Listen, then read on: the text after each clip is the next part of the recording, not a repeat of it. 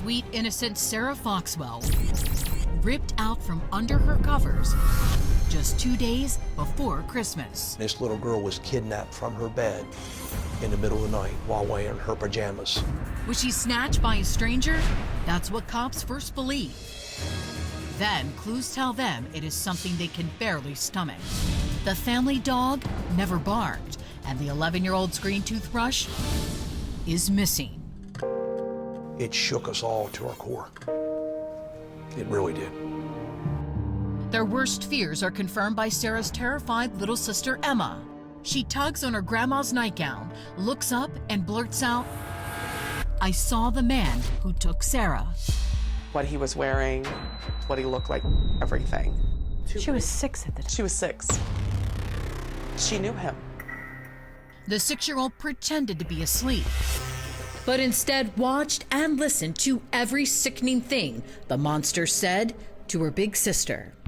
What did he say to her? Emma has not disclosed that yet, but she was able to identify him because she knew him. She knew him? The hair suddenly stands up on the back of everyone's neck. Emma pulled my mother aside and told my mother that Tommy took her. And my mom was like, "What do you mean?"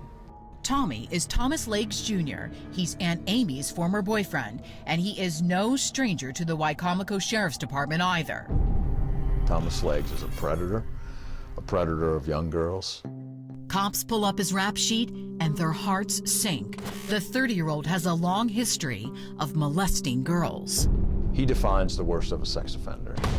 And this guy has already done hard time.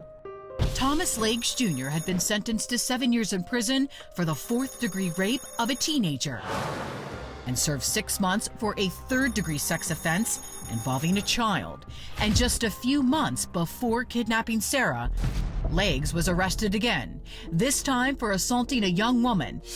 That attack was eerily similar to Sarah's. He crawled through her window in the middle of the night, and she woke up and saw him standing there with his clothing on the floor, committing a sexual act while watching her sleep.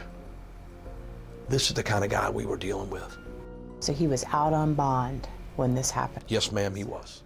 The sheriff says when he met Sarah's Aunt Amy, she had no idea she was opening the door to a monster. Sometime early in that relationship, she had recognized that he was a registered sex offender. And so in true fashion for a seasoned sex offender, he was able to convince her that he wasn't a bad guy, that he was okay, it was just some things that had caused him to have to be there, but it wasn't a big deal. She allowed that to become her belief system. There came a point in time that he was in the house on a regular basis. During those visits, cops say Lakes became disturbingly close to young Sarah. Something about Sarah fancied him.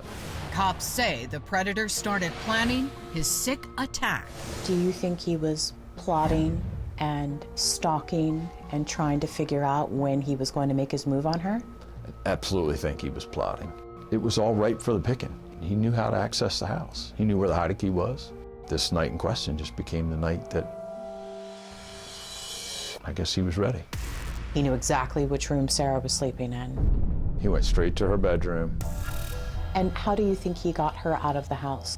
Sarah knew him, and he had become, unfortunately, a trusted person in the home. Why do you think he didn't take Emma that night? She wasn't his target. He was obsessed with Sarah as his target. Frantic deputies tracked down Lakes to the shed where he lived on his parents' property. When we searched his shed, it was full of pornographic magazines and pornographic videos. It just makes your skin crawl. There's no sign of Sarah, but based on her 6-year-old sister's positive ID, deputies haul Lakes in for questioning. Do you think he was surprised? Not at all. He never showed any emotion. For the next several hours, we interrogated him. How do you feel about all this? I mean, really? Indescribable. I mean, I'm being accused of, excuse me, let me rephrase that. Y'all haven't actually said I've done it. I'm being suspected of kidnapping an 11-year-old girl of my ex-girlfriend who knew I was a registered sex offender, with a 6-year-old girl saying that she supposedly saw me there. I'm pissed. I've been dealing with this for the last 10 years. Was he forthcoming? Not at all. Denial, denial, denial. What was your relationship with the girls? I mean, did they like you? I mean, we all seem they got along great. Try to be very cautious around the younger girls because of my past and everything else, just so there's no mistakes. I don't be alone with them or anything like that. And which, if you talk to Amy, she should be able to confirm I was never alone with them whenever we were together, so. Do you still have contact with the girls at all? So once you guys were done, that was it, right? I wouldn't have no reason to have contact with them. When asked why Emma would point the finger at him, Legs actually claims the 6-year-old was a troublemaker. Amy said she was a little handful of stuff, and she said a couple things she'd done, but... Did she tend to get in trouble more than the others or anything? Did she do little odd things? I knew within a few minutes that he had definitely committed the crime. How did you know?